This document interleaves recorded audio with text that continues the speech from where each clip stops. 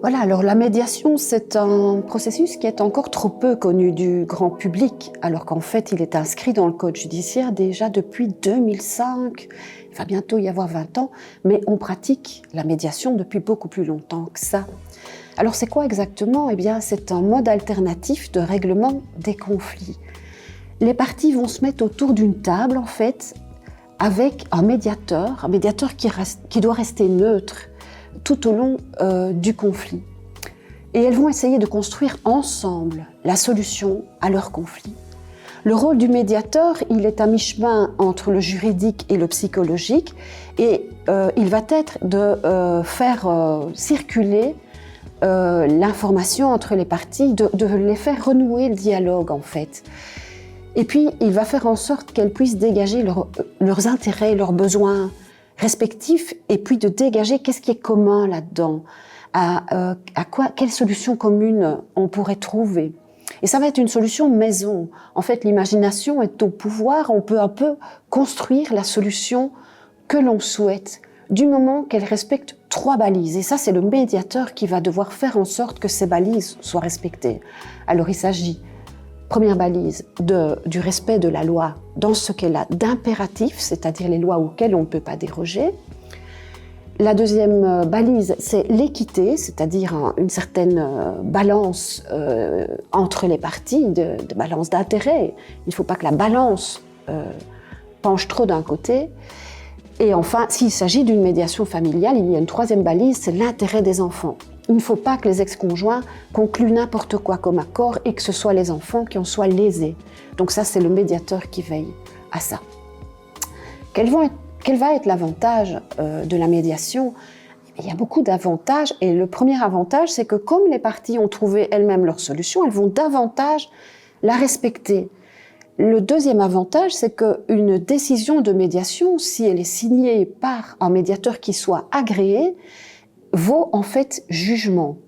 Et même si éventuellement, le cas échéant, dans certains domaines, ça doit être entériné par un juge, on ne peut plus remettre en question de toute façon la décision de médiation et elle n'est même pas susceptible d'appel. Donc c'est quelque chose de très fort en fait.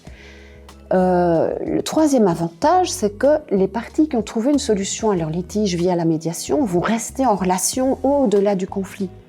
Donc par exemple, en médiation familiale, si John et Amber trouvent une solution à leur conflit, eh ben, ça va pouvoir rester des parents concernés par leurs enfants qui vont pouvoir continuer à dialoguer dans l'intérêt de leurs enfants au-delà de leur séparation.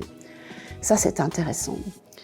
Donc voilà, il n'y a que des avantages à essayer une médiation. Il faut savoir aussi qu'on peut pratiquer la médiation dans tous les domaines du droit. Donc, quel que soit votre type de conflit, vous pouvez passer par un médiateur. Imaginez par exemple que vous ayez un conflit commercial.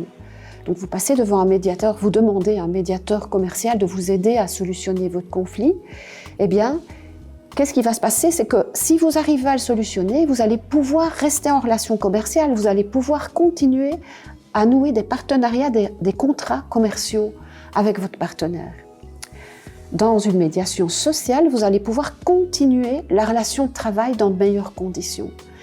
Dans un conflit de voisinage, si vous arrivez à le solutionner par une médiation, vous allez pouvoir continuer à prendre l'apéro ensemble, vous n'allez pas devoir déménager parce que vous n'en pouvez plus de votre voisin.